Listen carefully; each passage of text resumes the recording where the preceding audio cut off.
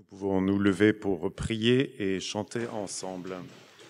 Pater noster, qui es in celis, sanctificetur nomen tuum, adveniat regnum tuum, fiat voluntas tua, sicut in cielo et in terra.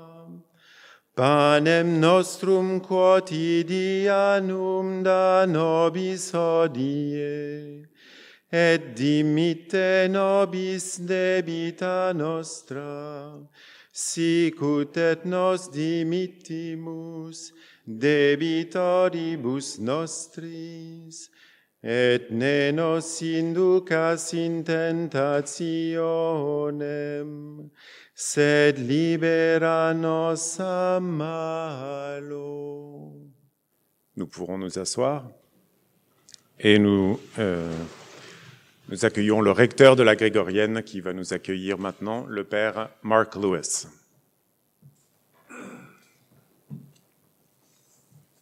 Bonjour a tutti e buongiorno a tutti. Eccellenze, gentili relatori, cari graditi ospiti, amici tutti. Sono lieto di porgervi il mio sentito benvenuto oggi qui alla Pontificia Università Gregoriana in occasione dell'apertura del convegno L'Ecclésiologie du Père de Lubac, l'actualité de l'Église particulière dans l'Église universelle. Ringrazio Sua Eccellenza Reverendissimo Monsignor Éric de Moulin-Belfort, Presidente della Conferenza Episcopale di Francia, che ci onora con la sua presenza, la Sua Eccellenza la Signora Florence Magin, ambasciatrice di Francia presso la Santa Sede, tutti i prestigiosi relatori e coloro che sono qui per partecipare a questo convegno. Un caldo benvenuto. Questo convegno è espressione della collaborazione tra l'Istituto francese Centre Saint-Louis dell'Ambasciata di Francia presso la Santa Sede, il Centre Sèvres, Facoltà Gesuite Paris e la nostra Facoltà di Teologia. Con l'Istituto francese Centre Saint-Louis la collaborazione affonda le radici in tempi remoti e potrei citare tante iniziative concepite e realizzate insieme, tra cui il ciclo di conferenze pubbliche svoltesi qui in Gregoriana, che il 12 novembre 2015 ha accolto tra i relatori il padre Michel Fedou, che aprirà il programma pomeridiano di questa giornata. E anche tante altre iniziative, abbiamo fatto anche il teatro. Il sottotitolo di questo convegno, colloquio all'occasione dell'Assemblea du Synode sulle sinodalità, costituisce un richiamo, oltre al sinodo prossimo ad aprirsi, al congresso internazionale La teologia alla prova della sinodalità, organizzato dalla nostra facoltà di teologia nel scorso mese di aprile. Già nell'anno accademico 2021-22, la facoltà di teologia aveva dato avvio ad un corso pubblico, svoltosi dal 26 novembre 2021 al 1 aprile 2022 sul tema Sinodo e sinodalità. Lo scopo fin da allora era individuare le domande che la teologia deve porsi nell'affrontare le sfide che la Segreteria Generale del Sinodo dei Vescovi stava rivolgendo alla Chiesa. Per camminare insieme è necessario che ci lasciamo educare dello spirito ad una mentalità veramente sinodale, entrando con coraggio e libertà di cuore in un processo di conversione, senza il quale non sarà possibile quella continua riforma di cui la Chiesa, in quanto istituzione umana e terrena, ha sempre bisogno. Come storico posso sottolineare che questo, sempre riformandis, rimane molto centrale per la Chiesa. Uno dei punti di partenza del corso era proprio la questione fondamentale: a che punto siamo con la sinodalità? La sinodalità è la forma peculiare in cui la Chiesa vive e opera e l'insegnamento della Sacra Scrittura rivela che la sinodalità è dimensione costitutiva della Chiesa come popolo di Dio, in cammino e assemblea convocato dal Signore. Camminare e procedere insieme attivando così una sinodalità itinerante è la sfida che dobbiamo affrontare. E anche la teologia è chiamata a interrogarsi sulla propria vocazione alla sinodalità. Cito: come per qualsiasi altra vocazione cristiana, anche il ministero del teologo, oltre ad essere personale, è anche comunitario e collegiale. Per noi nell'università collegialità è la parola di sinodalità e dobbiamo fare questo sempre. Questo convegno è il secondo di un ciclo inaugurato dall'Istituto francese Centre Saint-Louis su Henri de Lubac per rilanciare il pensiero e l'opera di Henri de Lubac. Nel 2022, nel primo convegno, si è approfondita la fondazione della collezione Sources Chrétiennes. Quest'anno il tema scelto è l'ecclesiologia del cardinale Henri de Lubac. Ogni anno lo stesso istituto francese, Centre Saint-Louis, attribuisce il premio Henri de Lubac a due delle migliori dissertazioni dottorali difese nell'Università Pontificia di Roma. Come un'università pontificia siamo orgogliosi di poter divulgare il bando tra i nostri studenti, che numerosi desiderano concorrere all'assegnazione di questo premio. Sono molto gradito di questa iniziativa, che nelle sue varie edizioni ha visto premiare la ricerca accademica di diversi dei nostri studenti e soprattutto dell'opportunità che essa offre di far conoscere meglio Henri de Lubac. Non è necessario ricordare il peso storico quanto mai attuale del pensiero di Henri de Lubac, oltre ad essere stato uno dei principali teologi che si sono soffermati sulle componenti della struttura essenziale della Chiesa. De Lubac è stato un riferimento per il magistero di Giovanni Paolo II, che lo ha creato cardinale nel 1983, riconoscendo i meriti del cercatore instancabile, del maestro spirituale, del gesuita fedele nell'ambito delle diverse difficoltà della sua vita. Henri de Lubac è stato anche l'artefice di quanto poi proseguito da Papa Francesco, in linea con il Concilio Vaticano II, al quale de Lubac partecipò in qualità di peritus.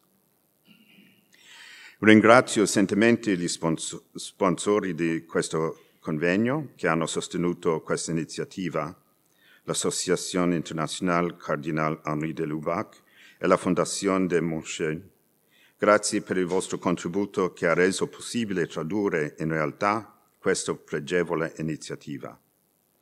Infine, prima di congedarmi, permettimi di esprimere la mia gratitudine a Padre Nicola Steves, professore della nostra facoltà di teologia, il quale si è prodigato da parte nostra per l'organizzazione di questo convegno. Anche il Padre Michel Filou per il Centre Sèvres, facoltà Gesuite Paris, e il Dottor François Xavier Adam per l'Istituto francese Centre Saint-Louis. Lascio ora la parola alla Sua Eccellenza, la signora Florence Marchand, alla quale rinnovo nostra riconoscenza e gratitudine e benvenuta. Grazie.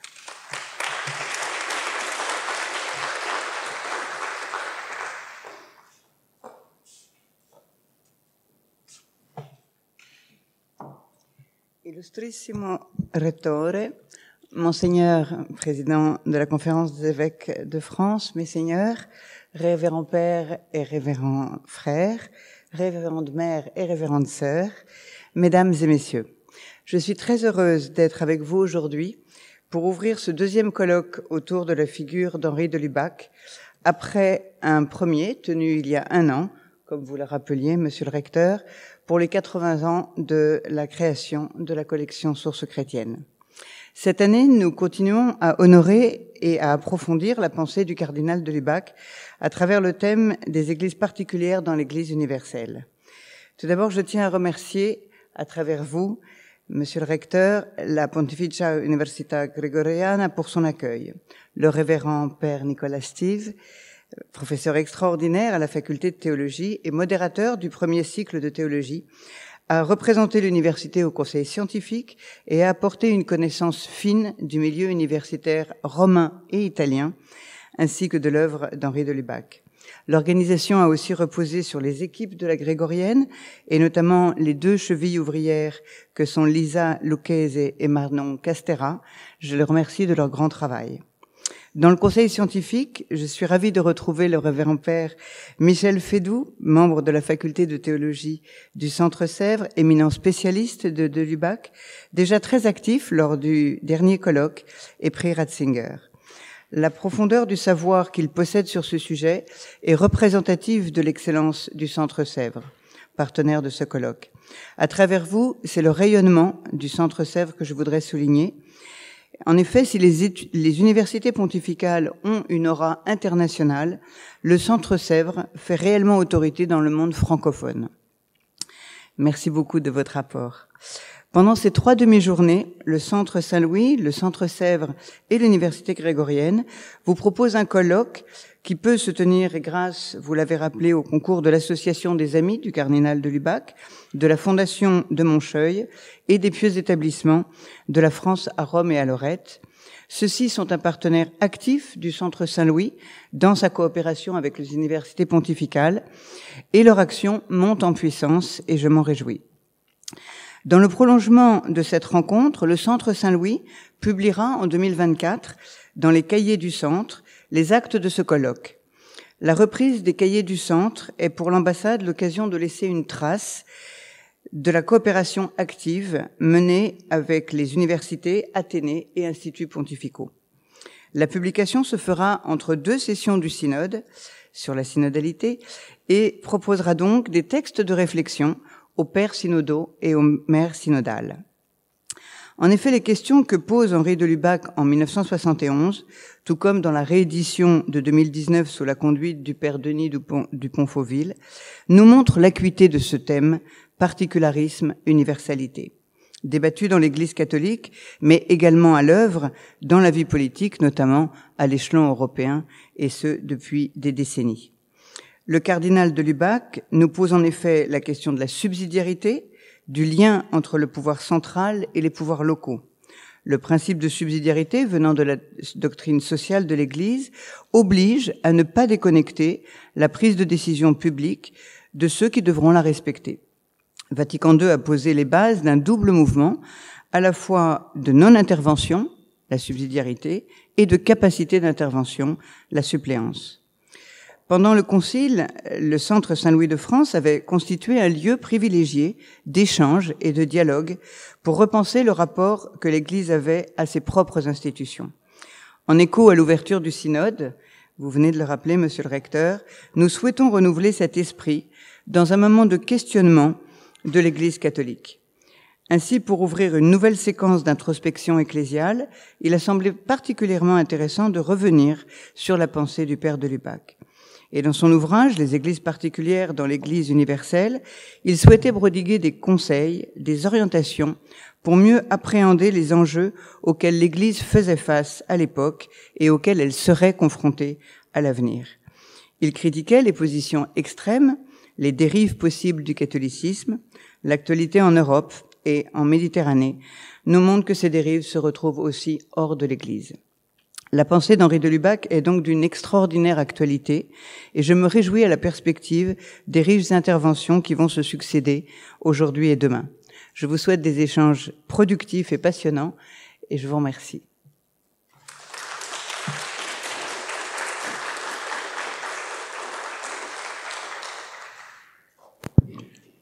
J'invite Marie-Gabrielle Lemaire et Monseigneur Éric de Moulin-Beaufort à bien vouloir prendre place avec moi sur le podium.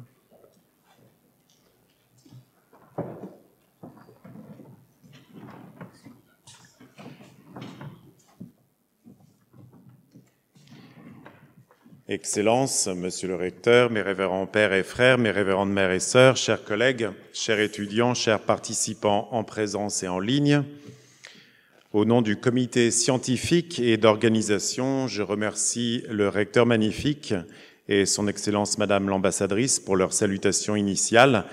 Et plus largement, je souhaite la bienvenue à vous tous qui participez à ce colloque sur l'ecclésiologie du Père Henri de Lubac. On l'a dit, je suis le Père Nicolas Steeves, jésuite et professeur ici à la Faculté de théologie. Un salut tout particulier à ceux et celles ici qui ont Michel, Gabriel ou Raphaël pour patron, en particulier le Père Michel Fédoux. Bonne fête à vous. C'est un honneur et une joie de vous accueillir ici ce matin, alors que notre Église s'apprête à vivre un temps intense à l'appel du pape François.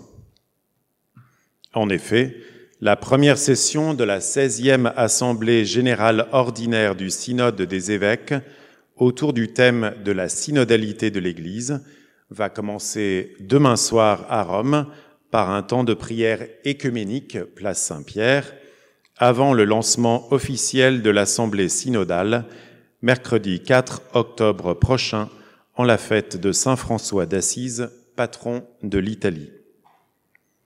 Ce n'est évidemment pas un hasard si notre modeste colloque se tient à la veille de cette grande assemblée. Ce deuxième volet des 3 colloques que l'Institut français Centre Saint-Louis a lancé l'an dernier autour de la pensée et de l'héritage du Père Henri de Lubac porte précisément sur la branche de la théologie dogmatique et fondamentale qui a l'Église pour objet, l'ecclésiologie. Un discours sur l'Église, évidemment, mais qui prend source dans l'Église, pour l'Église, par l'Église. L'Église est non seulement l'objet dont parle l'ecclésiologie, mais aussi le sujet qui en parle. L'Église est sujet de la foi et objet de notre foi. D'une part, l'Église croit, et d'autre part, au dimanche et aux solennités, l'assemblée liturgique réunie qui récite le symbole proclame sa foi en l'Église. Ainsi, l'ecclésiologie, loin d'être un discours autocentré de l'Église sur elle-même, comme le craignent parfois les étudiants de premier cycle, est confession de foi dans la Trinité qui a pour projet éternel de sauver le monde. Mais foin de discours théologique, il ne faut pas que je laisse mon métier de prof prendre le dessus en cet instant. Je suis ici maintenant pour vous accueillir encore une fois et pour vous donner brièvement quelques clés de lecture sur le déroulement de notre colloque, clés qui vous aideront, je l'espère, à mieux écouter et profiter de ce qui se dira. On l'a entendu, ce colloque est né d'une proposition de l'Institut français Centre Saint-Louis, en la personne de son directeur, M. François-Xavier Adam, qui a approché le Père Michel Fédoux et moi il y a 1 an et demi, alors que le premier des 3 colloques sur le Père de Lubac, dédié aux sources chrétiennes, se finissait. Au nom du Centre Sèvres Faculté jésuite de Paris et au nom de la Faculté théologie de la Grégorienne respectivement, le Père Fédoux et moi avons accepté avec enthousiasme et gratitude cette proposition et avons collaboré pour que ce colloque ait lieu en ces jours précis où sa pertinence pouvait nous sembler, en un sens, la plus grande pour tous. Comment avons-nous pensé structurer ce bref colloque de 3 demi-journées? Sous forme de progression, à partir d'une première session fondamentale et contemplative, celle de ce matin, consacrée à l'institution et au mystère de l'Église. Cet après-midi, la 2e session, vous voyez rapidement à l'écran, dès 14h30, plus œcuménique, sera centrée sur l'ouvrage du Père de Lubac dont le titre forme le sous-titre de notre colloque, « Les églises particulières dans l'Église universelle ». Il sera question aussi de majuscules et de minuscules. Demain matin, enfin, la 3e session nous proposera, avec un esprit d'héritage et d'ouverture, d'imaginer l'Église dans le monde contemporain. Donc demain matin, sauf si vous avez des obligations, ne vous laissez pas distraire par le consistoire, nous serons bien présents aussi ici. Nous espérons que cette articulation en 3 sessions successives vous plaira et que vous aurez du goût à suivre l'enracinement et la progression de notre réflexion en commun. Quelques moyens pédagogiques que nous avons choisis pour vous aider à suivre. Mi spiace molto, ma non abbiamo previsto la traduzione simultanea. I'm afraid we've not planned on having simultaneous translation. Non abbiamo abbastanza soldi e non siamo attrezzati. We don't have enough money and we're not equipped.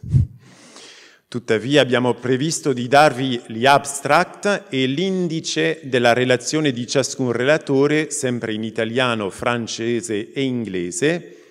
Nonetheless, we are providing you with an abstract and a table of contents for each paper in Italian, French and English. Troverete gli abstract tradotti sulla pagina web di cui vi è stato fornito il QR code stamattina e mentre il relatore parlerà, l'abstract si proietterà sullo schermo nella stessa lingua in cui si tiene il discorso. Potete trovare online la traduzione. You can find the translated abstracts on the webpage for which you received a QR code this morning. We will also project on the screen here the same document in the language in which the speaker will be giving the paper. Speriamo sia di aiuto, diversamente capite ora perché l'Istituto francese dà delle borse di studio della lingua francese a Parigi agli studenti delle Pontificie Romane. If this is not enough to help you now, maybe you understand why the French Institute in Rome gives scholarships to study the French language in Paris during the summertime for students of the Roman Pontifical Universities. Pour les francophones, c'est beaucoup plus simple, puisque la plupart des interventions seront en français, mais si vous souhaitez suivre avec un abstract ou voilà, le plan détaillé, vous le trouvez également sur la page qui devrait s'ouvrir avec le QR code qu'on vous a donné ce matin. 2 derniers moyens pédagogiques nous aideront, j'espère, à garder ce climat d'écoute bienveillante qui permet la discussion.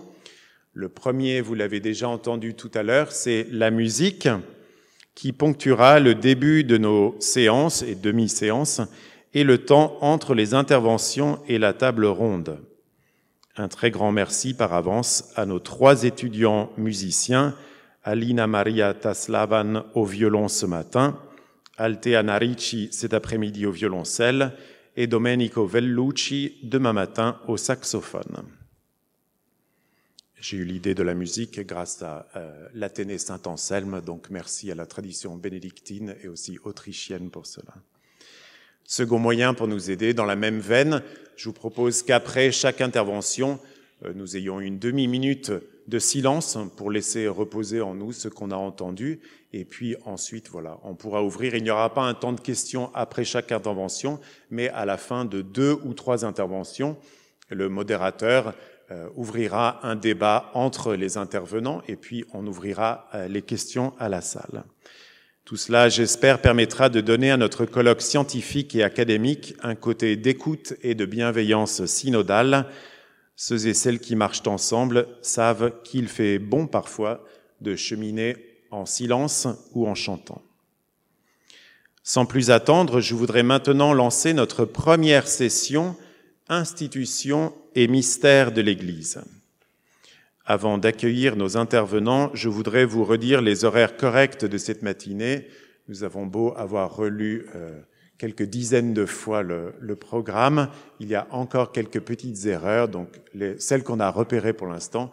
Donc les horaires de ce matin, la première demi-matinée avec les 2 premiers intervenants et un débat se finira non à 10h mais à 10h30. La pause se fera de 10h30 à 10h55.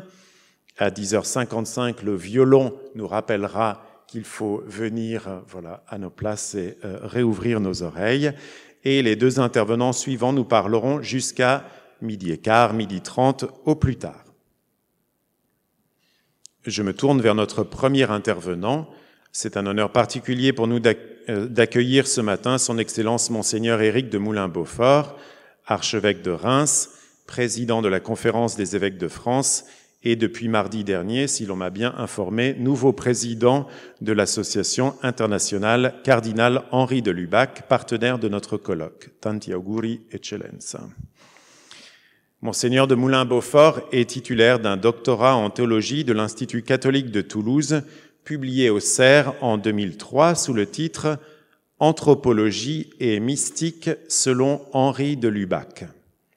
Auteur de nombreux articles scientifiques et pastoraux, on lui doit plus récemment « L'Église face à ses défis », édition CLD en 2019, et une importante lettre en réponse à l'invitation du président de la République française suite à l'épidémie du Covid-19 intitulée « Le matin, sème ton grain », paru en 2020 chez Bayard, Serre, Mam. Il est membre du conseil de direction et donc maintenant président de l'Association internationale Cardinal Henri de Lubac, du conseil de rédaction de la revue Communio et du conseil de rédaction de la Nouvelle Revue théologique. Il va maintenant nous parler librement sur la théologie du cardinal de Lubac. Voilà, Monseigneur, nous vous écoutons.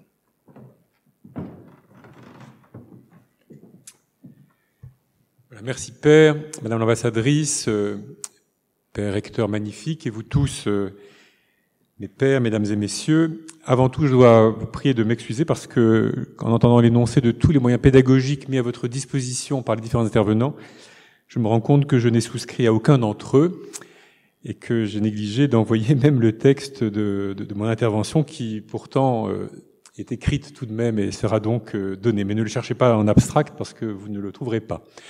Voilà, pardonnez-moi aussi de ne pas suivre ce colloque totalement et jusqu'au bout comme j'aurais voulu. Il a été prévu un temps que j'en assure une conclusion, mais le consistoire m'en empêche. Et ce matin aussi, un rendez-vous que je ne pouvais pas placer autrement. Voilà, mais je voudrais ici me faire un peu l'écho d'une certaine façon, des heures formidables que nous avons vécues en France, à Marseille, la semaine dernière, pendant les rencontres méditerranéennes et pendant la visite du Saint-Père. Madame l'ambassadrice a partagé beaucoup de ces moments. Et je suis heureux ici de la remercier du soutien enthousiaste qu'elle a apporté à ce double projet. Alors je ne vais pas vous raconter tout cela, ça n'a pas d'intérêt ici, mais je voudrais essayer à partir de là de manifester l'actualité du livre du Père de Lubac qui nous rassemble. Et je voudrais parler peut-être moins en théologien qu'en président de conférence épiscopale. Après tout, c'est peut-être ce que je peux vous apporter d'original ici.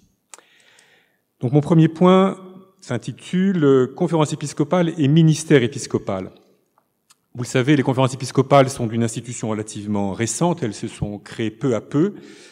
Elles sont une forme de travail commune entre les évêques.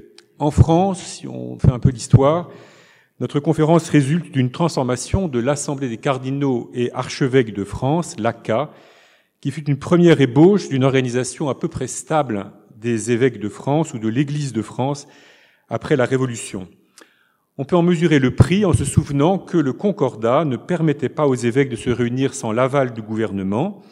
Entre les mains d'un gouvernement se disant favorable à l'Église, le risque était grand que l'ordre du jour reste limité.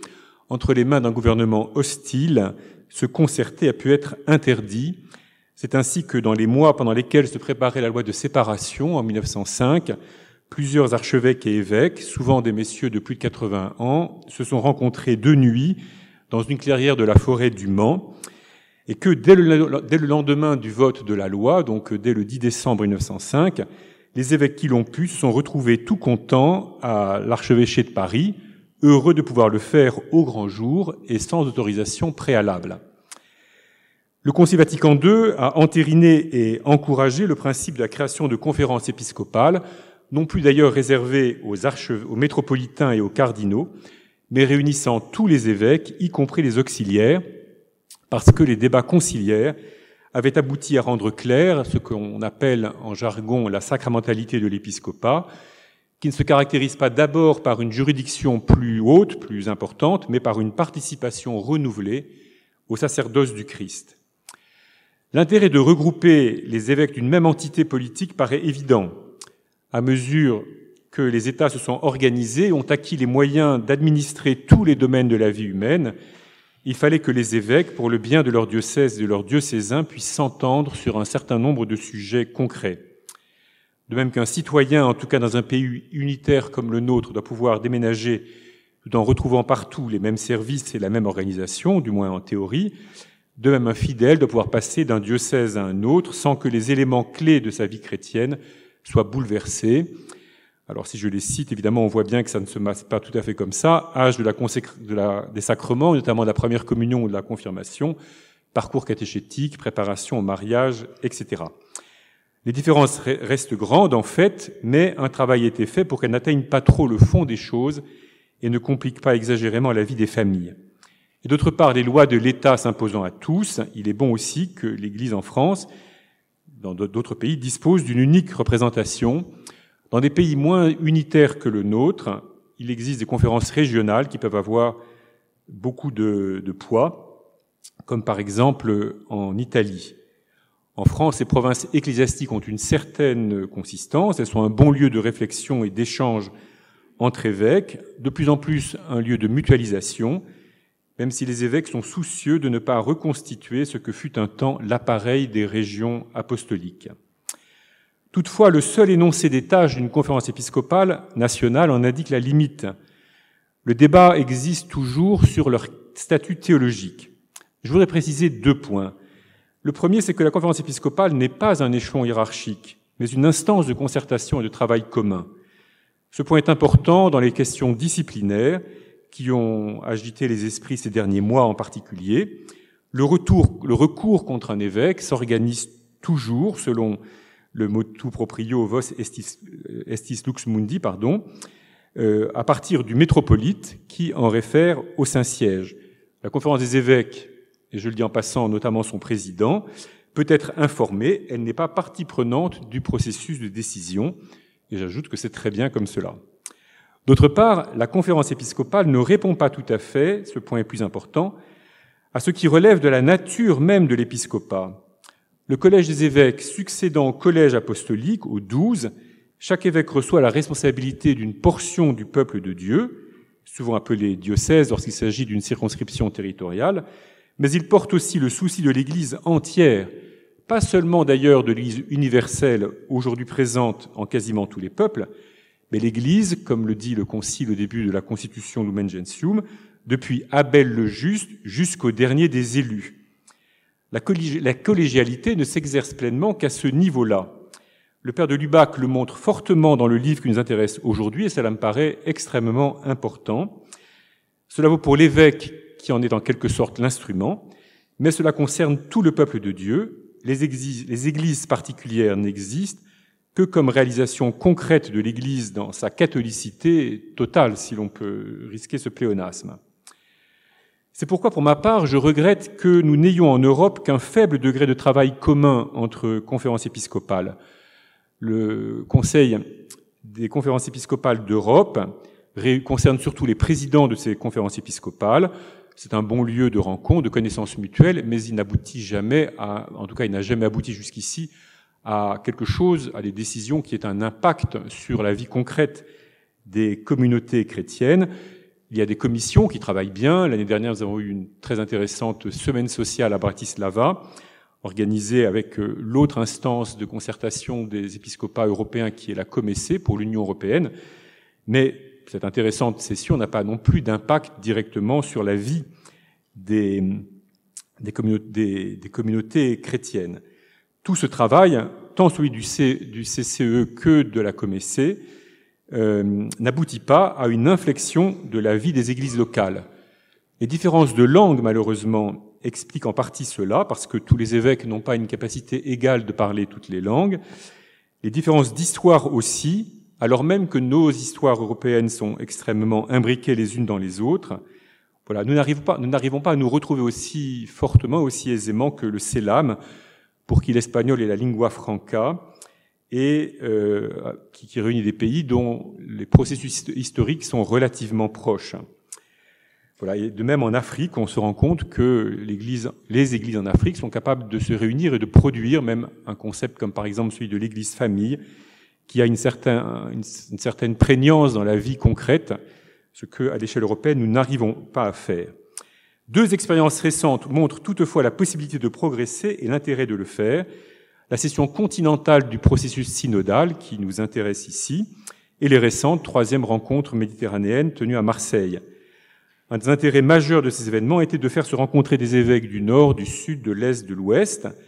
Le premier sur la base d'une représentation nationale, le second, celui de la Méditerranée, à partir d'une réalité transversale aux frontières, en l'occurrence la rive méditerranéenne.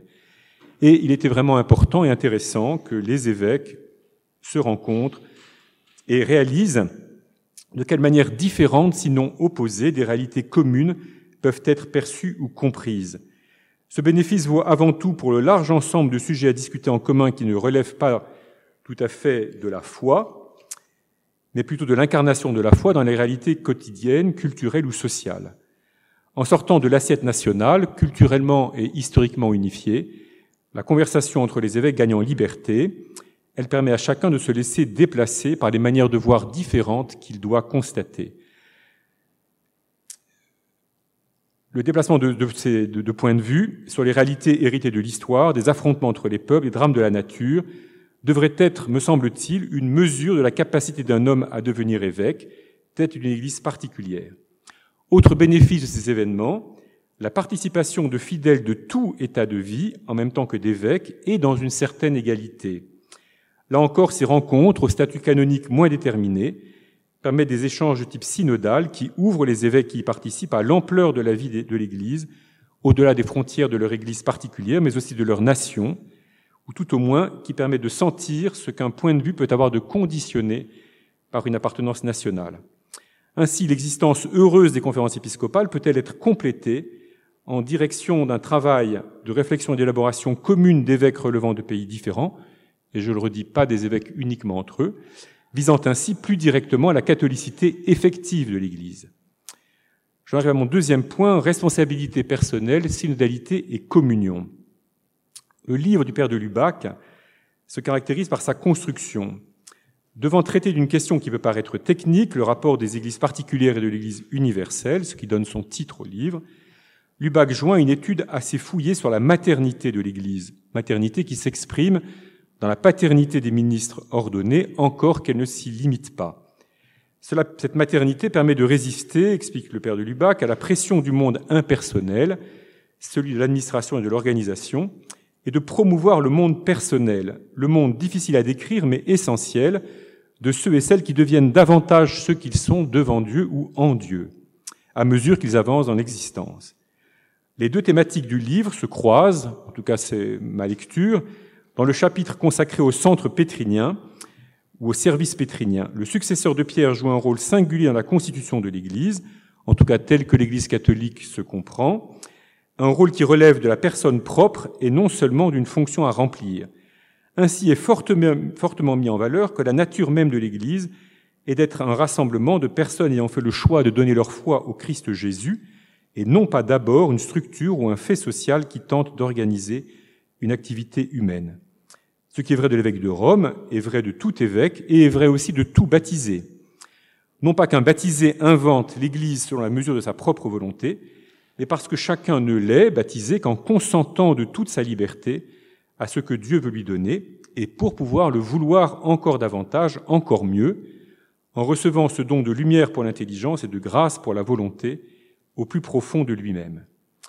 L'Église, et ça le Père de Lubac le redit souvent, est ainsi catholique dès les 12, les 11 plus le remplacement de Judas, réunis dans la chambre haute du Cénacle, et chaque baptisé et tous les baptisés de génération en génération est intégré et sont intégrés dans ce groupe des 12, dont le collège des évêques assure l'extension par-delà les limites de l'espace et surtout du temps, et ils le sont intégrés par l'engendrement à la vie nouvelle que procure le baptême demandé dans la foi. Le Père de Lubac souligne à partir de là que la vie de l'Église est faite de décisions personnelles et ne peut répondre seulement ni d'abord à des logiques d'administration et de gestion. Il met ainsi en valeur la nécessaire responsabilité personnelle de chaque évêque, engageant l'Église particulière qui lui est confiée et aussi l'Église entière dans sa fidélité au Christ, son Seigneur et sa tête, et à la suite de celui-ci. Lubac y insiste, l'évêque ne doit pas être seulement le fait d'une administration impersonnelle, Il ne peut tout simplement pas se laisser réduire à être l'exécutant local de plans nationaux. Il doit exprimer par son enseignement comme par son gouvernement la croissance de tous dans l'écoute de Dieu qui parle et l'obéissance de la foi. Il me semble qu'il y a là une forte exigence pour les évêques d'aujourd'hui et de toujours, et aussi pour l'expérience synodale en cours. J'en reviens pour ça aux conférences épiscopales. Elles sont appelées, nonobstant ce que j'ai pu dire plus haut, à prendre des décisions. Celles-ci, en tout cas en France, doivent être prises aux 2/3 pour s'imposer dans tous les diocèses. Elles doivent l'être à la quasi-unanimité si elles concernaient directement la foi. La procédure employée est souvent celle d'un vote, et pour nous, ce vote se fait en amphithéâtre, et aujourd'hui avec des boîtiers électroniques. Le risque existe que le vote soit vécu par tel ou tel évêque comme un vote majoritaire dans lequel sa voix individuelle compte peu. Il faut un effort de mobilisation intérieure, mobilisation de l'intelligence et de la volonté, pour que chaque vote exprimé traduise une décision que l'on soit prêt à assumer devant Dieu et devant l'Église entière, et exprime la détermination à assumer la décision finale. Cela est d'autant plus délicat que les décisions à prendre n'engagent le plus souvent pas la foi et les mœurs, mais des moyens contingents nécessaires pour vivre dans une harmonie suffisante pour le bien des fidèles et des diocèses. Dans un concile, on peut supposer qu'il est clair que chacun doit se prononcer et accepter les décisions, non comme celles d'une majorité dans laquelle on ne se reconnaît pas totalement, mais comme celle d'un collège de frères dans le Christ, mu par l'Esprit du ressuscité, et chargé de le partager à l'humanité entière. Mais le collège des évêques relie donc l'Église, tant universelle que particulière, il faut toujours s'en souvenir, à l'histoire entière de la venue de Dieu vers l'humanité dans l'espérance des noces éternelles. Il plonge ses racines dans le collège des apôtres, assurant pour tout le peuple de Dieu un lien vivant avec cette racine-là, et il tourne vers la gloire éternelle, annonçant que toutes les richesses du monde, toutes les beautés et bontés de l'humanité sont conduites peu à peu jusqu'au Christ. Certes, dans une conférence épiscopale, les questions traitées sont d'ordre différent. La différence doit être clairement marquée entre ce qui relève de la responsabilité propre du collège des évêques succédant aux apôtres pour établir la substance de la foi et ce qui relève de la conduite au jour le jour du peuple de Dieu dans les circonstances changeantes et variantes d'ici-bas. Toutefois, il est sans doute souhaitable que l'esprit propre du collège épiscopal habite chacune de ces manifestations, y compris les assemblées plénières des conférences épiscopales, et que chacun y prenne part à la décision selon l'ampleur de sa responsabilité à l'égard de la portion du peuple de Dieu qui lui est confiée et de la totalité de l'Église. Il me semble qu'une telle posture s'apprend, elle s'affine, elle s'enrichit par la participation à des assemblées de type divers, où chacun n'a pas à défendre, représenter son diocèse, son Église particulière et les choix qu'il a faits, mais à participer à une décision qui exprime l'Église en sa totalité. Deux mouvements inverses se renforcent donc l'un l'autre, celui de l'affirmation par chaque évêque de ce qui lui paraît important d'une part, celui de l'attention de chaque évêque aux besoins ou aux attentes de tous les autres d'autre part. De ces deux mouvements doit provenir un déplacement intérieur par lequel chacun se met plus justement devant la volonté de Dieu. De ce point de vue, la synodalité est une dimension de l'Église qui vient renforcer la collégialité épiscopale, bien plus qu'elle ne vient la tempérer ou la contenir. En effet, comme écoute commune de la parole de Dieu dans les Écritures et la tradition, dans les événements, dans la vie liturgique, comme recherche de la volonté du Dieu vivant, la synodalité requiert la participation de tous les membres du corps de l'Église, mais chacun selon sa part, tous visant le renforcement de l'unité intérieure du corps. La synodalité n'est pas la mise à plat de tous dans le vaste ensemble, le vaste collectif de l'Église, qui serait alors un collectif dépourvu de toute relation réelle à Dieu et à l'histoire du salut ou de l'alliance. La synodalité est plutôt une mise en relief de tous les ordres et de tous les degrés, des positions différentes où les uns et les autres sont placés devant Dieu, les adhésions et les refus ou les prudences des différents ordres, éclairant tout l'ensemble. Il revient très particulièrement aux évêques de créer les conditions pour que chaque membre du peuple de Dieu se comprenne lui-même comme membre vivant et actif, non pas à la mesure seulement des paroles qu'il prononce ou des gestes qu'il fait, mais à la mesure de sa responsabilité à l'égard de toute l'Église et de l'humanité entière. Il me semble que le pape François nous aide à donner ce relief lorsqu'il invite à écouter en priorité ce qui monte du cœur et de la bouche des personnes pauvres, des personnes en précarité, des moins bien lotis de ce monde, de ceux ou celles qui ont été ou sont victimes des autres d'une manière ou d'une autre. La synodalité requiert donc que chacun, du plus grand au plus petit, mais non moins du plus petit au plus grand, réponde à sa vocation propre, à l'appel que le Dieu vivant lui adresse, et s'intéresse non pas d'abord à ce qu'il ou elle cherche pour lui-même, mais à la plus grande fidélité de tout l'ensemble de l'Église, qui passe aussi nécessairement par la sienne. Voilà, je me permets de souligner 2 passages du livre que je proposerai volontiers à la réflexion des membres du synode, mais je ne vais pas les lire ici. Le premier, c'est ce qui fait la transition de la page 119 et la page 120 dans la dernière édition, et sur la liberté de l'Église, qui me paraît très important. Et le deuxième, sur la responsabilité pastorale, c'est à la page 220. Voilà, mais je voudrais juste conclure en soulignant que si le père de Lubac reprenait ce travail aujourd'hui, il me semble, il renforcerait son analyse de l'enracinement de la réalité épiscopale dans la réalité d'Israël, le peuple élu de Dieu. Des amorces d'une telle compréhension se rencontrent au long des pages, y compris dans les documents ajoutés en annexe, par exemple dans les comptes rendus donnés par Lubac de certains ouvrages comme ceux du père André Feillet. Les 12 choisis par Jésus expriment une plénitude du peuple de Dieu, non pas due à leur qualité ou à leurs caractéristiques personnelles, mais au choix que Jésus en fait et à l'institution qu'il leur donne, c'est Marc au chapitre 3. Mon hypothèse serait que le collège épiscopal prolonge de manière paradoxale, car les évêques ne sont pas forcément choisis parmi les Juifs, mais certaines, l'enracinement juif des 12, empêchant structurellement l'Église de se penser en dehors de la longue histoire de l'alliance nouée par Abraham, Isaac et Jacob, et Moïse et David, et lui permettant en revanche de partager à tous les peuples la dignitas israelitica, pour reprendre un terme que Lubac signale dans son exégèse médiévale.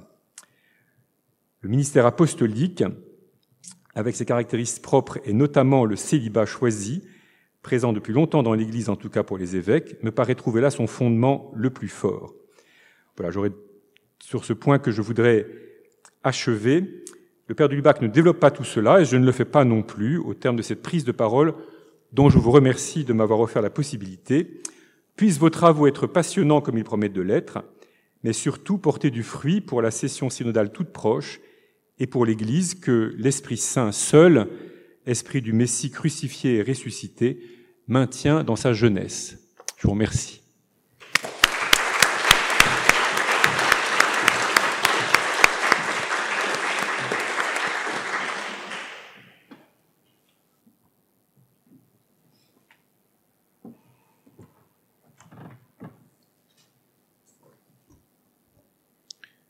Madame Marie-Gabrielle Lemaire, belge, est titulaire d'un doctorat en théologie fondamentale, dogmatique et spirituelle du Collège des Bernardins à Paris, à paraître prochainement sous le titre « Prendre conscience du Christ, du surnaturel à l'intelligence spirituelle de l'Écriture, le mouvement de la conversion chez Henri de Lubac, au Cerf, dans la collection Études lubassiennes, le volume 13, voilà, cette année.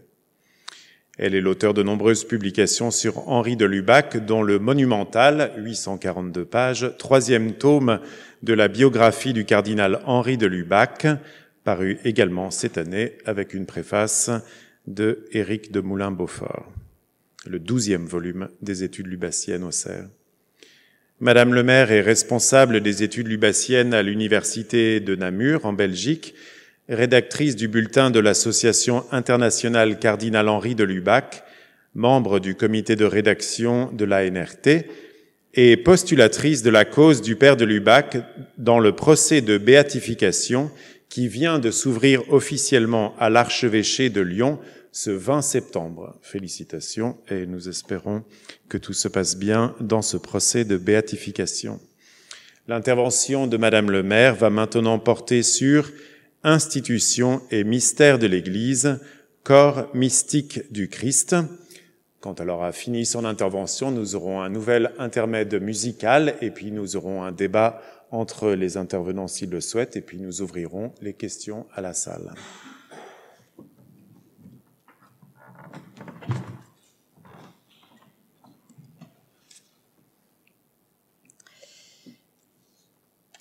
Comment s'articulent institution et mystère de l'Église? C'est la question de fond de mon intervention. Et pour répondre à cette vaste question en si peu de temps, vous pensez bien que je ne pourrai pas faire beaucoup plus que proposer des aspects, en particulier des points de méthode. Pour commencer, il convient, en bonne théologie lubassienne, je pense, d'unir pour distinguer. Dans cet acte, il s'agit, à terme, précisément, de distinguer ce qui a d'abord été et continue de devoir être embrassé d'un seul regard. Institution et mystère ne doivent pas davantage être confondus que séparés. Le péril serait aussi grave dans un cas que dans l'autre. Et donc, on commencera par chercher l'unité entre ces deux dimensions ecclésiales. Le titre de mon allocution reprend les termes dans l'ordre auquel nous sommes habitués, institution et mystère. On n'entend guère parler de mystère et institution de l'Église. Et il est vrai que le mouvement naturel de l'intelligence consiste à saisir le réel dans son objectivité, par quoi il faut entendre aussi une certaine extériorité, avant de tendre à en saisir l'intériorité. Mais en théologie, il en va autrement. Le critère de vérité est intérieur, spirituel, car il se trouve dans le sens final des réalités théologiques.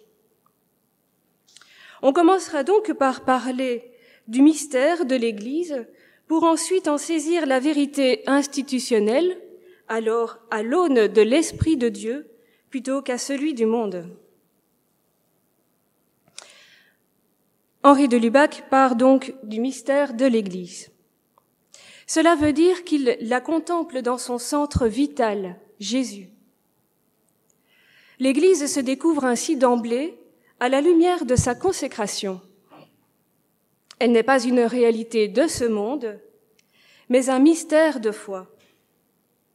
Si l'on tient à échapper à la mondanité spirituelle tant décriée par notre pape François, qui cite expressément le père de Lubac à ce sujet, la première chose à faire certainement sera de toujours rapporter l'Église au mystère du Christ dont elle émane et auquel elle conduit. Le mystère de l'Église appartient au mystère du Christ et les deux n'en font qu'un. Comme Lubac écrit dans sa méditation sur l'Église, un ouvrage que je vais beaucoup citer dans cette intervention, donc je le cite, « Le mystère de l'Église est en résumé tout le mystère, puisque c'est dans son Église que Dieu nous voit et nous aime. » Avec cette parole, Henri de Lubac nous conduit à l'essence intime de l'Église en nous faisant remonter jusque dans le regard de Dieu sur elle. C'est dans le regard de Dieu sur nous que nous découvrons en effet ce que signifie être sauvés. Alors seulement nous commençons à expérimenter ce qu'est l'Église, assemblée de ceux qui vivent du Christ. Jaillie du mystère de Dieu, l'Église en exprime le dessein d'amour et est faite pour nous y conduire. Alors, pour ne pas en conclure que le caractère institué de l'Église serait en lui-même dépourvu de sens spirituel, et après avoir trouvé l'angle unifiant des dimensions ecclésiales dans le mystère de l'amour divin, il s'agit à présent de réfléchir sur le mode d'union entre mystère et institution, et c'est dans la sacramentalité de l'Église que nous le trouvons. La sacramentalité nous oblige à penser le rapport du temps présent à l'éternité de Dieu. La dimension sacramentelle du temps, dont relève la sacramentalité de l'Église, exprime une tension eschatologique ouverte dans l'histoire depuis son accomplissement dans le Christ. Le Christ a accompli les temps et le temps de l'Église se déploie à l'intérieur de cet accomplissement. Or, cette ouverture sacramentelle du temps s'exerce dans la dialectique entre les deux testaments, qui trouvent leur rapport d'accomplissement et de transfiguration dans l'acte du Christ. La Pâque du Christ, sa passion, sa mort et sa résurrection, est au centre de l'histoire, par là même achevée dans la perfection de son amour. C'est-à-dire qu'elle est entièrement spiritualisée en passant dans l'esprit de Dieu qui est amour. Le passage de l'Ancien au Nouveau Testament constitue dès lors, pour nous, indépassablement, le lieu de notre Pâque de ce monde à Dieu notre Père. L'Église, réceptacle et gardienne des Écritures, ainsi que l'écrit le Père de Lubac, en distribue la lumière qui seule donne un sens intelligible à notre histoire. Je citais donc la méditation sur l'Église, page 37. Donc l'Église distribue la lumière des Écritures, lumière qui seule donne un sens intelligible à notre histoire.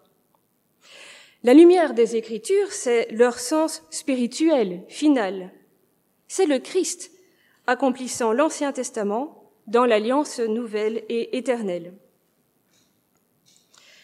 La puissance sacramentelle du temps, dont relève le rapport entre institution et mystère de l'Église, renvoie donc au sens spirituel de l'histoire que l'Église a charge de chercher toujours en priorité, parce que ce sens spirituel de l'histoire contient l'intention de Dieu sur nous pour tous les temps.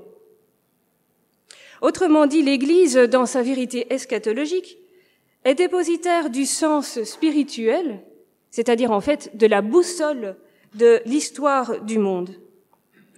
Elle a dès lors la charge d'annoncer au monde sa polarisation surnaturelle. Ensuite, dire de l'Église qu'elle est un mystère, c'est la considérer elle-même en tant que sacrement. On a une phrase très efficace du Père de Lubac à ce sujet. L'Église est un mystère, c'est-à-dire aussi bien un sacrement. Dès catholicisme, dans son ouvrage de 1938 sur les aspects sociaux du dogme, Henri de Lubac pose les jalons d'une ecclésiologie sacramentelle avec cette formule désormais célèbre: si le Christ est le sacrement de Dieu, l'Église est pour nous le sacrement du Christ. En tant que sacrement, l'Église est un moyen dont la figure est destinée à passer. Tous les sacrements sont un moyen qui vise l'intériorisation de la vérité de la foi dans la vie pratique du croyant. Dès lors, l'usage des sacrements cessera lorsque passera la figure de l'Église. Non pas, cependant, au sens où les sacrements tomberaient simplement dans le néant, mais qu'en leur dynamisme sacramentel, ils seront réalisés. Ils auront produit leurs effets. L'Église tout entière étant devenue une seule hostie de louange en Jésus-Christ. Soulignons cette tension sacramentelle à l'œuvre dans le mystère de l'Église qui désigne à la fois notre prédestination dans le Christ et l'œuvre même de l'unification du genre humain qui remonte à l'origine plus loin que le péché et s'étend jusqu'au terme de l'histoire lorsque Dieu sera tout en tous. L'Église est le sacrement du Christ en étant le sacrement de cette union parfaite de l'humanité en Dieu. Il reste à poser un principe de méthode fondamentale, c'est que le mystère rédempteur, au cœur de la réalité sacramentelle de l'Église, dépend du mystère de l'incarnation du Fils de Dieu. La nature humaine et la nature divine se trouvent indissolublement unies dans la seconde hypostase de la très sainte Trinité, sans confusion ni séparation, comme le dogme de Chalcédoine l'a défini en des termes qui procurent certainement la clé herméneutique de l'ecclésiologie lubacienne. L'Église découlant du mystère de l'incarnation, il n'est pas étonnant qu'elle épouse exactement la logique paradoxale de l'incarnation, selon l'expression du Père de Lubac. Logique paradoxale de l'incarnation, dont dépend l'économie sacramentaire. Cette loi, que nous indique le père de Lubac, constitue un aspect fondamental du mystère de l'Église. On entre donc dans l'intelligence sacramentelle de l'Église par la double clé du mystère et du paradoxe.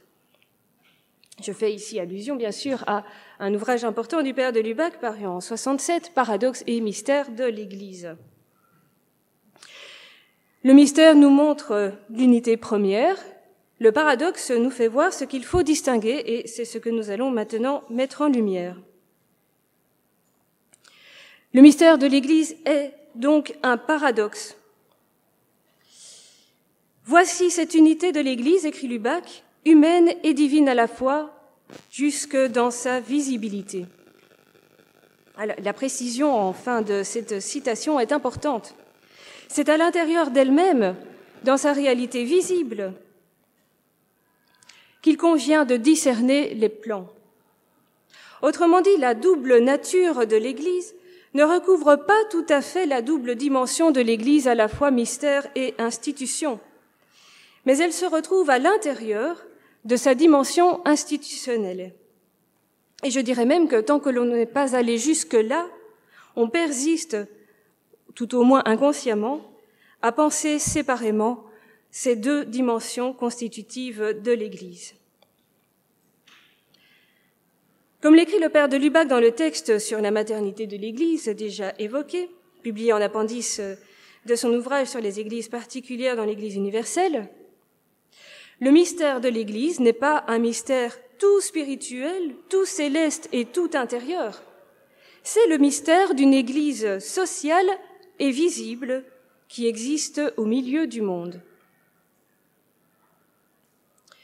Nous devons donc discerner une double série de points de vue que nous avons déjà touchés, humaine et divine, à la fois pécheresse et sainte, visible et invisible. L'Église est un paradoxe et un mystère, à la fois éternel dans le regard de Dieu sur l'humanité et destiné à passer dans sa figure telle que nous la connaissons. Créée pour rassembler tous les hommes, l'Église est le moyen de cette fin, mais aussi bien rassemblant en elle toute l'humanité en Dieu, elle est déjà elle-même cette fin, de telle sorte que, entre le moyen et la fin, écrit le père de Lubac dans Catholicisme, leur relation n'est pas seulement extrinsèque. En fait, elle est même plutôt intrinsèque. Le rapport intrinsèque du moyen à la fin exprimant la dimension incoative de la sacramentalité du temps. Maintenant que dans l'unité du mystère, nous avons distingué les plans, il nous reste à les articuler et c'est mon deuxième point. Les points iront en s'amenuisant, c'est un classique chez moi. Voilà. Les premiers points sont toujours plus volumineux que les suivants. L'articulation entre institution et mystère permettra de confirmer l'unité de l'Église en la comprenant comme corps mystique du Christ. On passe en fait au niveau le plus concret de cette unité. Nous pourrions formuler notre approche par la question suivante. Quel enjeu y a-t-il finalement à tenir ensemble institution et mystère de l'Église ? Ces deux dimensions me semblent se conjuguer dans cet adage lubacien tellement parfait qu'on a pu le dire patristique, dont on trouve une première formulation dans l'ouvrage de 1944, Corpus Mysticum. L'Église fait l'Eucharistie et l'Eucharistie fait l'Église. Or, la vérité du christianisme se trouve dans la charité divine dont on adore le mystère dans le sacrement eucharistique.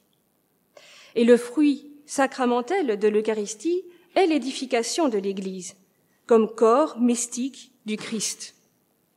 C'est la thèse de l'ouvrage de Corpus Mysticum. Le corps mystique est la res tantum du sacrement eucharistique. Nous sommes ici au cœur du mystère de l'Église. L'Eucharistie laisse entendre le père de Lubac dans sa méditation sur l'Église au début du 4e chapitre. L'Eucharistie désigne le cœur de l'Église. Et au terme de ce même chapitre, il le précise. Le Christ, en son Eucharistie, est vraiment le cœur de l'Église.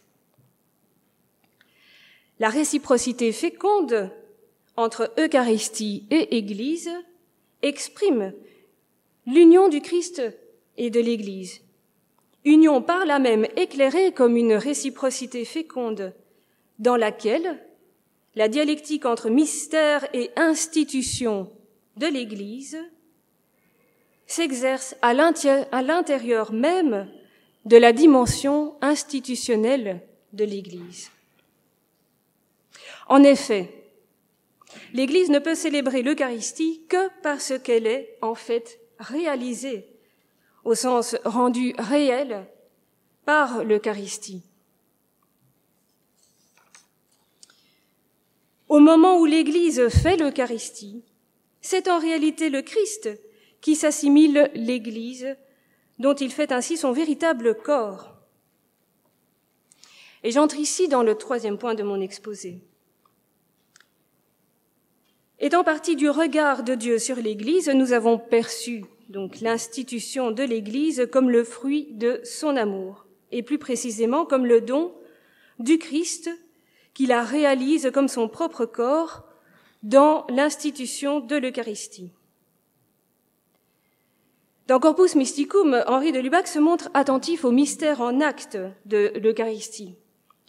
Et sa vision dynamique du mystère eucharistique, finalisée par l'édification du corps mystique, le fait entrer dans la dialectique renversante entre mystique et mystère, mystique chrétienne et mystère du Christ. C'est-à-dire que nous n'assimilons pas le Christ. C'est le Christ qui nous assimile à lui. Ce qui se passe dans la réception de l'Eucharistie traduit ce qu'il en est de notre incorporation à l'Église, qui, en fait, nous incorpore au Christ. Ce n'est pas tant le Christ qui passe en nous que nous qui passons en lui. Ce renversement des perspectives opère à tous les niveaux de l'intussusception du mystère et ordonne certainement l'intelligence du rapport de l'institution au mystère de l'Église. Si l'on ne voit pas cette inversion mystique, le corps institué de l'Église ne pourra apparaître que comme un corps ajouté à celui du Christ. On ne verra pas quel est alors le Christ, que l'Église est, le Christ lui-même en acte d'intégration de l'humanité tout entière. Dans cette inversion mystique des points de vue, on reconnaît l'aphorisme augustinien qui trouve un écho important dans l'œuvre du Père de Lubac. Saint Augustin faisant dire à Dieu « Je suis l'aliment des grands, grandis et tu me mangeras. Et tu ne me changeras pas en toi comme l'aliment de ta chair, mais toi, c'est toi qui seras changé en moi. » Prenant cette parole pour guider son intelligence du rapport de la totalité du réel au Christ, Henri de Lubac s'en sert pour éclairer le mystère eucharistique en particulier. Et vous avez à l'écran, magie informatique, le texte que je vous cite. Donc je traduis la première phrase. « Tu ne me changeras pas en toi comme la nourriture de ton corps, mais tu seras changé en moi. » Le symbolisme naturel de la nourriture est inversé. Car le pain eucharistique n'est pas un pain ordinaire, il est la vie dont participent tous les vivants. Il transforme en lui-même ceux qu'il nourrit de sa substance. Il est lui-même le corps dont ceux qui le mangent deviennent l'aliment. À la lettre donc, l'Eucharistie fait l'Église. Elle en fait une réalité intérieure, un être réel. Si l'Église est le corps du Christ, l'inverse est aussi vrai. Le corps du Christ a toujours été l'Église. Mais ce finalisme ecclésiologique du mystère eucharistique demeure bel et bien christocentrique, puisque l'édification de l'Église équivaut concrètement à la croissance du Christ. C'est en ce sens christocentrique, dominant dans l'adage augustinien, tu ne me changeras pas en toi, c'est toi qui seras changé en moi. C'est dans ce sens christocentrique qu'il s'agit de comprendre l'affirmation selon laquelle l'Eucharistie fait l'Église. Ce sens dynamique exprime le fait que le mystère du Christ s'actualise dans l'édification de l'Église par le lien de la charité divine. Et l'Eucharistie, vinculum caritatis, se trouve elle-même au centre de l'acte de l'Église dans lequel se prolonge liturgiquement l'acte du Christ. J'aborde mon dernier point. C'est sans doute dans l'institution eucharistique que se noue le plus admirablement la dialectique entre mystique et mystère, telle qu'elle se trouve à l'œuvre dans la réciprocité causale entre l'Eucharistie et l'Église, en ce sens qu'elle manifeste l'actuation du mystère à l'œuvre dans l'institution de l'Église. J'ai montré que si l'Église fait l'Eucharistie, c'est parce que l'Eucharistie fait l'Église, c'est-à-dire que le Christ s'assimile l'Église comme son propre corps. Mais aussi bien, si l'Eucharistie fait l'Église, c'est parce que l'Église fait l'Eucharistie. L'institution de l'Eucharistie participe donc nécessairement à l'actuation du mystère du Christ dans l'Église. En effet, l'institution eucharistique constitue, dans l'inclusion de tous les sacrements, le moyen de notre incorporation au Christ. Un moyen donné par le Christ à l'Église, qu'il rend ainsi capable d'exercer son propre mystère d'incorporation à Dieu. Si donc la dimension institutionnelle de l'Église est le lieu où celle-ci exprime son mystère, c'est en ce double sens que le mystère du Christ s'y donne ainsi à son Église et que l'Église s'y réalise dans l'acte même du Christ. Tâchons peut-être de fournir un ultime effort d'unification en nous penchant plus particulièrement sur la fonction du prêtre en regard de cette double dimension de l'Église. Il faut revenir ici à la dialectique intertestamentaire dont je parlais tout à l'heure, puisqu'aussi bien l'Église s'y trouve jusqu'à la fin du monde. Cette dialectique consiste à reconnaître dans le Christ l'accomplissement de l'Ancien Testament et dans cet accomplissement celui de l'histoire, de telle sorte que le temps de l'Église donc ne se déroule pas au-delà de cet accomplissement, mais à l'intérieur de celui-ci. La sacramentalité du temps de l'Église fait du passage de l'Ancien au Nouveau Testament son rythme vital toujours actuel. Ce passage exprime la conversion au Christ et constitue par le fait même le lieu indépassable de l'édification de l'Église. Or, de l'un à l'autre testament, écrit le père de Lubac dans Corpus Mysticum, la scène marque le passage. Et l'Eucharistie est elle-même, comme en résumé, le Testament nouveau. Si le passage de l'Ancien au Nouveau Testament ouvre la dimension sacramentelle de l'histoire, comme je le disais tout à l'heure, c'est précisément, pouvons-nous dire maintenant, dans l'institution de l'Eucharistie qu'elle s'ouvre cette dimension sacramentelle de l'histoire.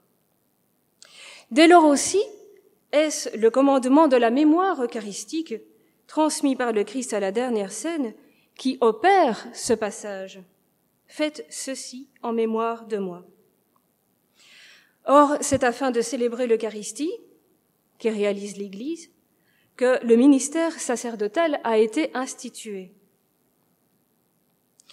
En raison de son rapport essentiel au mystère eucharistique et du lien vital de l'Église à ce mystère, le ministère sacerdotal est essentiel à l'acte liturgique de l'Église. Ainsi peut-on dire que l'Eucharistie, sacrement de l'amour, polarise l'intelligence du mystère de l'Église jusque dans son caractère institutionnel. Je donne la parole au père de Lubac. Il y a un lien étroit, qu'on souligne souvent trop peu, entre l'institution de l'Eucharistie et l'institution de l'Église, dit-il, avant d'expliciter ce lien en parlant du prêtre qui, dans l'acte central de la célébration eucharistique, représente le Christ en face du Père, en même temps que l'époux en face de l'Église. Ainsi, poursuit-il, dans les deux sens, le ministre représente d'une part la communauté avec le Christ. C'est parfait. Donc, ainsi, dans les deux sens, le ministre représente d'une part la communauté avec le Christ à sa tête et, d'autre part, le Christ lui-même en face de la communauté. Et ce double ministère est si important que sans lui, la communauté ne serait pas constituée. Et je peux terminer ici. Merci beaucoup.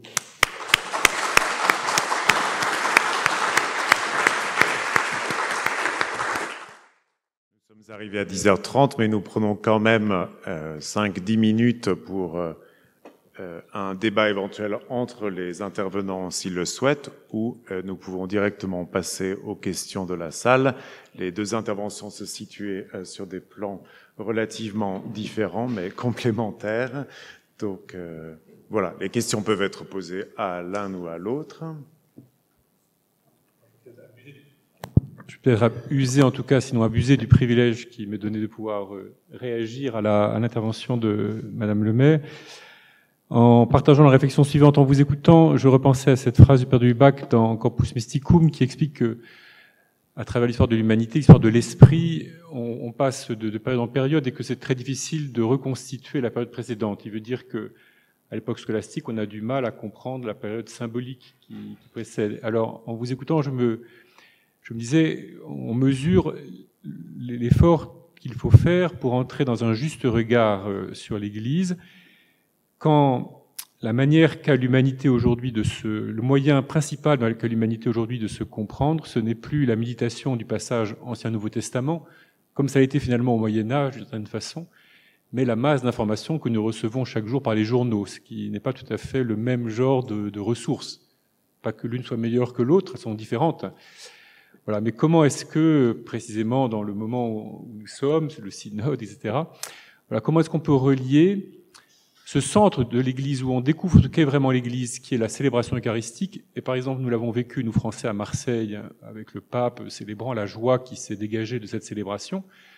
Comment est-ce qu'on relie ça à toutes les analyses qu'on peut faire des lourdeurs de l'Église, de l'opacité de ces systèmes, du caractère tyrannique des prêtres, ou en tout cas de certains d'entre eux, de l'absence de compétences de certaines de ces structures, etc. Vous voyez, il y a comme un fossé. Alors évidemment, l'enjeu, c'est de partir de la ressource que représente l'expérience, on pourrait dire l'expérience eucharistique pleine, pour en venir à traiter les problèmes de structure, et non pas peut-être l'inverse. En tout cas, voilà la réflexion que m'inspire votre exposé, dont je vous remercie beaucoup, parce que je crois qu'il nous aide à entrer vraiment dans la manuduction que le père de Lubac nous propose pour regarder la réalité de l'Église de la bonne manière. Et ça demande un déplacement considérable.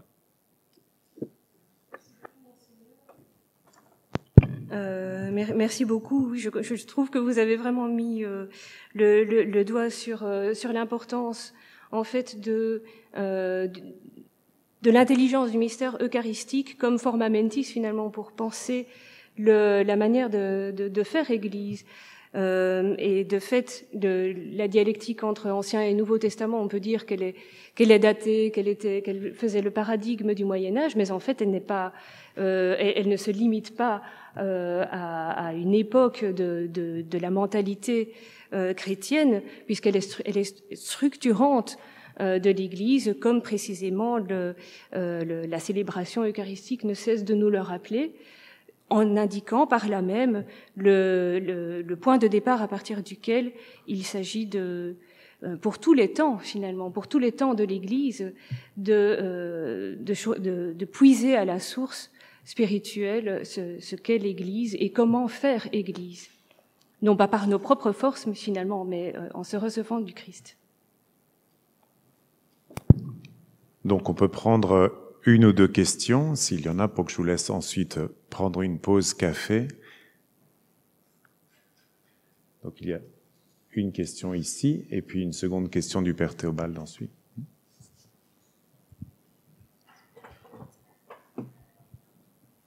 Je voulais remercier Madame le maire pour son exposé extrêmement suggestif, notamment sur le mystère de l'Église.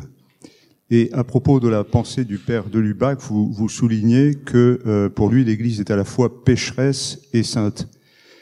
Est-ce que c'est votre synthèse ou est-ce qu'il écrit expressément l'Église est à la fois pécheresse et sainte? Tout simplement cette demande de précision. Je conçois que l'expression, effectivement, n'est peut-être pas très heureuse. Vous me faites douter, il faudrait que je vérifie. J'y veillerai au moment de la reprise de mon texte par écrit. Effectivement, ce n'est pas heureux de dire les choses de cette manière-là. Elle est constituée de pécheurs, faut-il dire plus exactement, que de la dire pécheresse, en effet. Cela dit, j'ai à l'esprit une autre phrase du père de Lubac qui dit le divin, oui, je crois que c'est le divin se donne obligatoirement à nous par le trop humain. Il a cette expression du trop humain.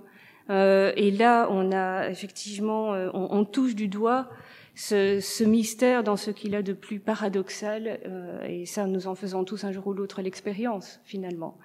Mais donc, le trop humain n'est pas un écran dans la manière dont le divin se communique à nous. C'est au contraire, bah oui, aussi par là qu'il passe jusqu'à nous.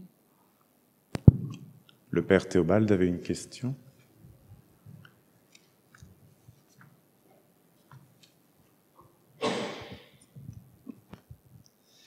Merci beaucoup pour les deux interventions. Ma question s'adresse à Monseigneur Éric de Moulin-Beaufort. Au début de la dernière partie de votre intervention, vous avez utilisé la formule « nonobstant » de ce que j'ai dit au début de ma première partie. Dans la première partie, vous avez retracé la thèse du père de Lubac sur le rapport entre les églises particulières et l'église universelle avec la notion de collégialité. Et à la fin, vous avez donné une évolution possible aujourd'hui avec cette thèse que finalement la synodalité renforce la collégialité. Donc j'aimerais bien un peu voir comment vous percevez cette évolution. Et sous question par rapport à ça, vous avez dit les conférences épiscopales, c'est des instances de concertation et non pas des instances, je dirais, qui peuvent intervenir réellement, sauf cas exceptionnel, unanimité morale sur le plan de la foi. Alors, ma question serait, est-ce que, comment dire, les décisions que prennent quand même une conférence épiscopale ne concernent-elles pas quand même, je dirais, la foi, si on insiste sur l'unité ou sur l'hiérarchie des vérités, au sens même, je dirais, du Concile Vatican II, par rapport à toutes nos décisions que nous prenons? En tout cas, merci beaucoup. Je vous en prie. Alors, le nonobstant portait sur le fait que les conférences épiscopales, nonobstant ce que j'ai dit, c'est-à-dire qu'elles sont surtout des instances de concertation et qu'elles ne sont pas un échelon hiérarchique, il leur arrive de prendre des décisions quand même et d'avoir à en prendre. Voilà. Et donc, après, ma réflexion était sur le type d'engagement que cela requiert de la part des évêques. Et ma thèse, ce que j'essaie de dire, mon expérience aussi peut-être, c'est que un renforcement de la synodalité, à mon avis, renforce la capacité des évêques d'exercer leur responsabilité personnelle. Voilà. Alors qu'on pourrait y voir, parce que quelquefois on parle en termes de contre-pouvoir, en termes de limitation, en termes de que sais-je, et ça fait peur, y compris aux meilleurs des évêques. Alors que encore une fois, voilà, je le redis, à mon avis, ça renforce au contraire la responsabilité personnelle que chacun a à exercer, à l'exemple de ce qui est très visible, c'est-à-dire la responsabilité personnelle, le charisme particulier, singulier, disons, du successeur de Pierre. Voilà. Donc, et d'autre part, ma première partie portait moins sur... enfin, ce que personnellement, je trouve la limite des conférences épiscopales, c'est pas la définition de leur rôle, mais c'est que, dans la mesure précisément où tout touche à la foi, tout doit être pensé non pas à partir de l'appartenance nationale, mais à partir de l'ouverture à la totalité, je dirais la catholicité de l'Église. Et il me semble que le petit risque, en tout cas ma réticence personnelle à donner un statut théologique trop élevé aux conférences épiscopales nationales, ce serait qu'on perde de vue que la vie de l'Église est toujours dans l'ouverture, la vérité de la vie de l'Église est toujours dans l'ouverture à la totalité de l'Église, qui est non seulement d'ailleurs l'Église, encore une fois, aujourd'hui répandue sur toute la terre, mais depuis, à travers le temps, voilà, depuis Abel le Juste jusqu'au dernier des élus. Et c'est là que je trouve que des formes transversales de coopération aident à sortir de tous les risques d'un enfermement national, non pas seulement par risque nationaliste, mais surtout par risque de rétractation culturelle, en réalité. Un très grand merci pour vos questions et vos réponses. Pour laisser assez de temps de pause, voilà. Donc, pause café. Donc, un très grand merci encore à nos deux intervenants de ce matin. Nous nous retrouvons ici à 11h précises. Donc, vous pouvez, ceux qui ne connaissent pas la grégorienne, au fond, à gauche de l'atrium, vous avez le Grec Café où vous pouvez prendre un café et des croissants. Les intervenants, vous pouvez demander à Lisa Lucchese qui est ici, elle vous donnera un bon. Voilà, donc pour avoir un café et un croissant au Grec Café. Merci beaucoup et donc à 11h précises.